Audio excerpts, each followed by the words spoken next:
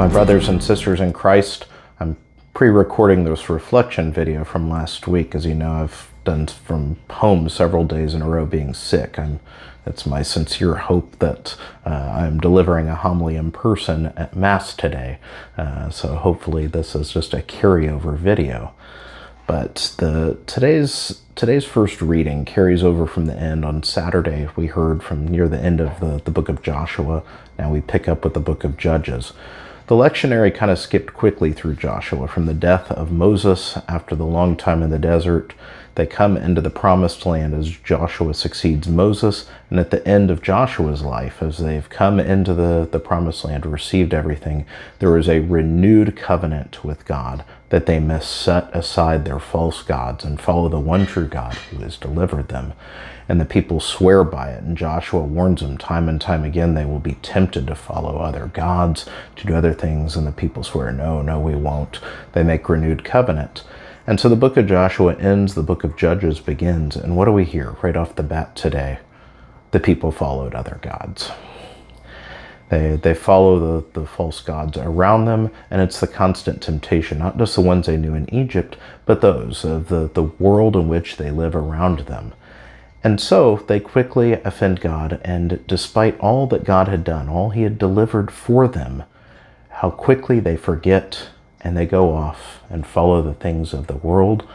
They go off on their own and find themselves lost once again.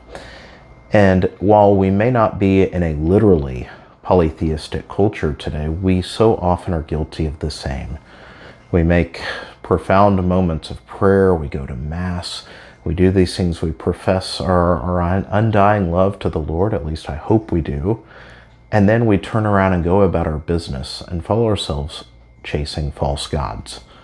Whether it's the god of money, the god of power and reputation, the god of achievement, the god that is our career, the God that is the perfect family and life and situation of keeping up with the Joneses, the God of self.